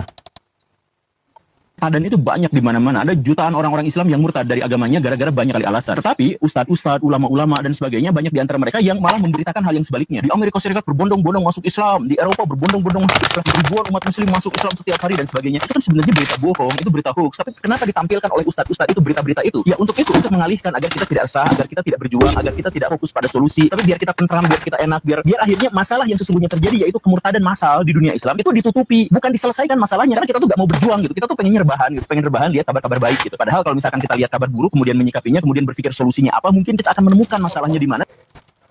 Ya. Bohong. Dengar sekali lagi deh. Itu kemurtadan itu banyak di mana-mana. Ada jutaan orang-orang Islam yang murtad dari agamanya gara-gara banyak kali alasan. Tetapi ustadz-ustadz, ulama-ulama dan sebagainya banyak di antara mereka yang malah memberitakan hal yang sebaliknya. Di Amerika Serikat berbondong-bondong masuk Islam, di Eropa berbondong-bondong masuk Islam, ribuan umat muslim masuk Islam setiap hari dan sebagainya. Itu kan sebenarnya berita bohong, itu Berita bohong, itu hoax. Justru yang murtad yang banyak. Ya, makanya yang di live chat juga banyak yang otaknya udah somplak. Karena apa? Kalau yang pinter Kristen tuh pasti mualaf, biji mata kau. Yang mualaf itu yang goblok. Karena urusan selangkangan dia murtad, urusan harta dia murtad. Dia mualaf, ya, murtad dari Kristen. Yang murtad dari Islam jauh lebih banyak. Dan itu ditutupi dengan teriakan di Eropa banyak yang mualaf. Di sini juga Kristen yang pinter mualaf, biji mata kau. Kau lihat, jutaan, sebentar Pak. Di Indonesia jutaan kau buka mata. Cuma banyak yang belum merubah KTP-nya. Terus di data statistik nggak mau dicatat, malu. Kalau lebih banyak Kristen yang dari Islamnya, ngurus KTP itu dipersulit untuk merubah agama. Merubah. Saya KTP saya Islam 10 kali saya minta rubah, nggak dirubah-rubah. Itu fakta. Gitu. Jadi banyak orang-orang yang sudah murtad keluar dari kesesatan agamanya, dia datang kepada Tuhan Yesus, menemukan jalan yang terang, ya, nggak mau dirubah, ketahuan, hancur, gitu ya. Itulah. Ini yang ngomong Islam sendiri. Itu kemurtadan itu banyak di mana-mana. Ada jutaan orang-orang Islam yang murtad dari agamanya gara-gara banyak kali alasan. Tetapi ustadz-ustadz, ulama-ulama dan sebagainya banyak di antara mereka yang malah memberitakan hal yang sebaliknya. Di Amerika Serikat berbondong-bondong masuk Islam, di Eropa berbondong-bondong masuk Islam, ribuan umat muslim masuk Islam setiap hari dan sebagainya. Itu kan sebenarnya berita bohong, itu berita hoax. Tapi kenapa ditampilkan oleh ustadz-ustadz itu berita-berita itu? Ya untuk mengalihkan agar kita tidak resah, agar kita tidak berjuang, agar kita tidak fokus pada solusi. Tapi biar kita tentram, biar kita enak, biar akhirnya masalah yang sesungguhnya terjadi yaitu kemurtadan massal di dunia Islam itu ditutupi, bukan diselesaikan masalahnya karena kita tuh gak mau berjuang gitu. Kita tuh pengen rebahan gitu, pengen rebahan lihat kabar-kabar baik gitu. Padahal kalau misalkan kita lihat kabar buruk kemudian menyikapinya, kemudian berpikir solusinya apa, mungkin kita akan menemukan masalahnya di mana. Dan Islam sendiri malu dengan yang katanya namanya mukalaf, tapi penipu semua. Islam yang benar, Islam yang pintar, yang punya otak malu, ya, dengan mualaf yang odong-odong, yang cuma pindah karena cuma karena selangkangan. Kita dengerin, ya, ini kata Islamnya sendiri, bukan kata saya, ya, kita dengarkan ya. Iya, mereka malu. Kita dengar. Namanya itu mendengar ya ceramah-ceramah beberapa ustadz-ustadz mu'alaf yang kemudian terkadang terlalu berlebihan dalam menceritakan latar belakang kekristenannya dia. Kalau setelah dia masuk Islam, ya apa adanya, ya dia ceritakan kegiatannya dia, it's okay. Ini jujur, tidak ada masalah. Cuma yang jadi masalah adalah banyak sekali kebohongan-kebohongan yang dia buat, yang ketika dia menceritakan latar belakang sebelum dia masuk Islam, atau latar belakang ketika jadi Kristen. Sehingga ini yang membuat kita jadi malu di hadapan orang-orang Kristen sendiri. Ya, malu. Kita makin sering melihat ustadz dan pendakwah yang dalam pengajiannya itu bukannya fokus membahas tentang Islam, tapi justru malah membahas agama lain, membicarakan agama lain, tapi dengan cara yang merendahkan gitu loh. Juga yang banyak sekali terjadi sekarang itu mu'alaf, orang baru masuk Islam terus didaulat menjadi ustadz dan atau ustadzah gitu, dan mendapat mimbar untuk bicara di pengajian untuk jelek-jelekin agama mantannya, agama dia sebelumnya gitu. Nah, untuk menyikapi persoalan tadi, saya kira kita perlu melihat masalahnya dari sudut pandang Islam, dari sudut pandang Al-Quran terutama. Bagaimana sih sebenarnya sikap orang Islam yang merendahkan agama lain itu menurut Al-Quran? Nah, saya ingin mengutip sebuah ayat yang menurut saya secara eksplisit membahas soal ini, yaitu Al-An'am 108. Dan ayat ini bunyinya adalah sebuah seruan untuk tidak melakukan maki-maki atau merendahkan agama lain, sesembahan agama lain, karena dengan begitu maka itu mendorong pengikut agama lain melakukan hal yang sama, memaki-maki Tuhan Islam, gitu, memaki-maki Allah. Gitu. Jadi intinya kalau tidak mau agama Islam itu dimaki-maki, tidak mau agama Islam dilecehkan, jangan memaki-maki Tuhan agama lain, jangan melecehkan keyakinan agama lain. Itu pesan dari Al-An'am 108 tadi. Ya. Itu yang ngomong Islam sendiri. Yang ngomong Islam sendiri. Lah nabinya aja sampai mubarak, itu bagaimana? Iya. Makanya kalau ada orang yang katanya saya justru baca Bible, baca Alkitab, saya mu'alaf. Biji mata kau. Kau mu'alaf bukan karena baca Alkitab. Justru kau mu'alaf karena kau goblok baca Alkitab. Nggak paham Alkitab. Saya ucapkan terima kasih telah menonton video ini sampai habis. Dukung terus channel Hati yang Gembira dengan cara like, komen, dan subscribe. Tuhan Yesus Kristus memberkati kita semua. Amin.